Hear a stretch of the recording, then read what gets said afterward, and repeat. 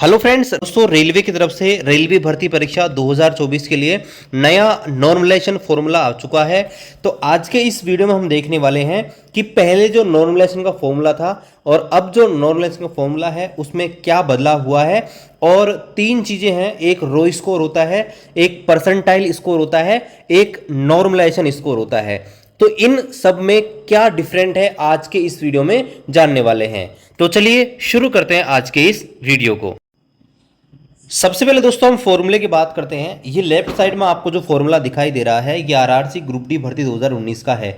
और ये अभी जो राइट साइड में आपको नॉर्मलाइजेशन का फॉर्मूला दिख रहा है ये 2024 में जो भी भर्तियां होने वाली हैं उनका नॉर्मलाइजेशन फॉर्मूला है।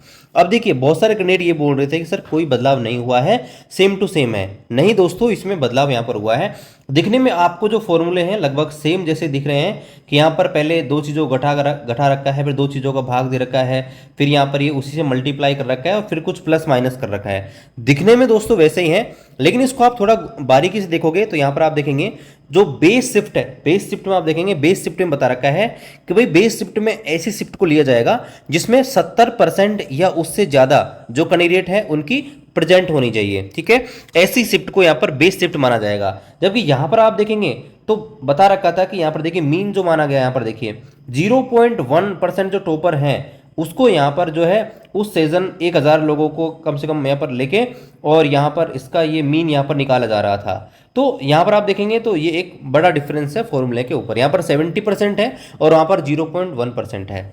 अब यहाँ पर हम बात करते हैं कि ये जो रो स्कोर होता है वो क्या होता है, नॉर्मलाइज स्कोर क्या होता है और परसेंटाइल स्कोर क्या होता है। देखिए आप कोई भी एग्जाम देने के उसमें कितने नंबर आप लेके आए। जैसे मान लीजिए 100 नंबर का पेपर है तो 100 नंबर के पेपर में से अगर आप मान लीजिए आपके 60 नंबर आ रहे हैं तो ये जो स्कोर होगा ना इसे दोस्तों हम रो स्कोर बोलते हैं। ठीक है, जितने नंबर आपके आ रहे हैं, ठीक है, उसे ही रो स्कोर बोला जाता है। मान लीजिए अगर पेपर 75 नंबर का होता और 75 नंबर में से भी अगर आपके 60 नंबर आ रहे होते तो 60 नंबर ही आपका रो स्कोर होता। यानी कि इसे परसेंटेज में कन्वर्ट नहीं करते, जितना ओरिजिनल नंबर आपका आ रहा है पेपर के अंदर, ठीक है, आपका 1/3 नेगेटिव के बाद, उससे ही दोस्तों यहां पर आपका रो स्कोर बोला जाता है। किसी का 60 आ सकता है, किसी का 75 आ सकता है, किसी का मान लीजिए 30.5, ये कुछ भी आ सकता है, पॉइंटों में भी आ सकता है, ध्यान रखना।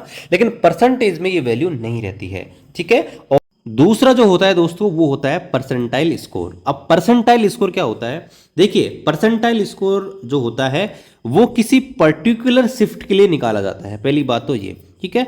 और ये कैसे निकलता है, ये निकालने के लिए एक फॉर्मूला है भी आपके बराबर या आपसे कम कितने लोगों ने नंबर प्राप्त करे बटा, यानी कि भाग लगाना है टोटल कितने कैंडिडेट थे जो एग्जाम देने गए और इनटू 100। ये इसका फॉर्मूला है। इसकी जो वैल्यू आती है वो दोस्तों आती है 0 से लेकर 100 के बीच में।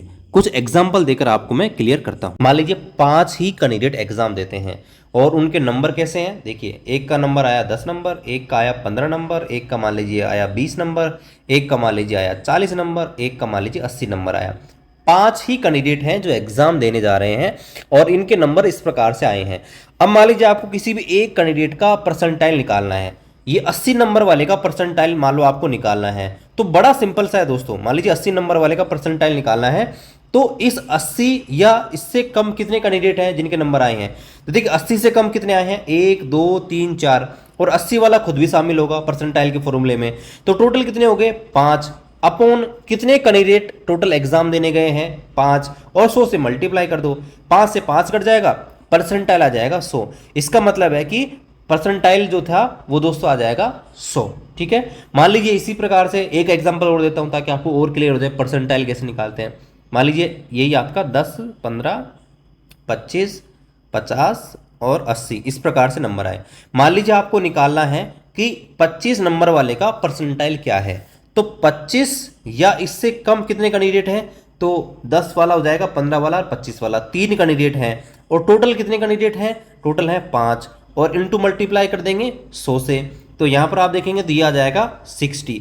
तो परसेंटाइल इस प्रकार से कैलकुलेट किया जाता है। ये फॉर्मूला है number of candidate appeared in the shift with raw score equal और लेस देन द कैंडिडेट, यानी कि आपकी शिफ्ट में ऐसे कितने कैंडिडेट हैं जिनके नंबर आपके बराबर आए हैं या फिर आपसे कम आए हैं, बटे यानी कि भाग दे देंगे टोटल नंबर का, जितने कैंडिडेट एग्जाम देने गए हैं 100 से मल्टीप्लाई कर देंगे, तो दोस्तों यह आपका आ जाएगा परसेंटाइल स्कोर। आई थिंक आपको परसेंटाइल जो है क्लियर हो गया होगा, ठीक है। अब यहां पर देखिए एक चीज और बात करते हैं, परसेंटाइल जो स्कोर रहता है ना दोस्तों, ये हर शिफ्ट का अलग अलग होगा। अब हर शिफ्ट का परसेंटाइल अलग होगा क्योंकि भाई पेपर का लेवल अलग है, हर शिफ्ट में एग्जाम में कैंडिडेट अलग बैठे हैं, तो जो परसेंटाइल स्कोर है हर शिफ्ट का अलग होगा। तो इसे क्या करना पड़ेगा, नॉर्मलाइज भी करना पड़ेगा। भाई हर शिफ्ट के हिसाब से जो है कैंडिडेट को इक्वल नहीं कर सकते ना, तो अलग अलग शिफ्ट में किस लेवल का पेपर आया है उस हिसाब से दोस्तों उसको नॉर्मलाइज करना पड़ेगा। तो ये जो हर परसेंटाइल है उसको एक एवरेज करने के लिए जो फॉर्मूला काम लिया जा रहा है उसे नॉर्मलाइजेशन फॉर्मूला कहा जा रहा है, और अलग अलग शिफ्ट में जो परसेंटाइल है उसको एक जो किया जा रहा है और जो नया स्कोर बन रहा है उसको दोस्तों बोलते हैं नॉर्मलाइज स्कोर, ठीक है। आई थिंक आपका एक क्लियर हो गया होगा। और नॉर्मलाइज स्कोर जो है काउंट करने का ये नया फॉर्मूला यहाँ पर आया है। दो फॉर्मूले हैं, डिपेंड करता है बेस शिफ्ट कौन सी मानी जा रही है। जो भी बेस शिफ्ट मानी जाएगी उस बेस शिफ्ट के आधार पर आपका ये फॉर्मूले काम लिए जाएंगे। अगेन मैं तीनों चीज़ें क्लियर कर दूं। पहला होता है रो मार्क, यानी कि आपने एग्जाम में कितने नंबर लेके आए। 100 नंबर का पेपर है, 70 नंबर लेके आए तो 170 नंबर आपका हो जाएगा रो स्कोर। परसेंटाइल क्या है, जितने भी लोगों ने उस शिफ्ट के अंदर एग्जाम दिया है, ठीक है, तो वो हो जाएगा। और ऊपर आप किसको रखेंगे कि भाई आपके बराबर और आपसे कम कितने कैंडिडेट हैं वो अपॉन नीचे टोटल कितने कैंडिडेट हैं वो, और 100 से मल्टीप्लाई कर देंगे, ये आ जाएगा परसेंटाइल उस पर्टिकुलर शिफ्ट के लिए। लेकिन चूंकि अलग अलग शिफ्टों में एग्जाम है तो उसे एवरेज भी करना है, तो इसके लिए नॉर्मलाइजेशन करना पड़ेगा, और ये जो स्कोर आता है उसे बोलते हैं नॉर्मलाइज स्कोर। आई थिंक दोस्तों आपको अब सारी चीज़ें क्लियर हो गई होंगी। फिर भी देखिए अगर कोई भी डाउट रह गया है आप कमेंट कर सकते हैं। बाकी रेलवे भर्ती के लेटेस्ट एंड ऑथेंटिक अपडेट पाने के लिए रेलवे की पाठशाला यूट्यूब चैनल को अभी सब्सक्राइब करें, शेयर करें अपने दोस्तों के साथ जो रेलवे भर्ती की तैयारी कर रहे हैं। मिलते हैं दोस्तों आपसे अगले वीडियो में, तब तक जय हिंद, वंदे मातरम।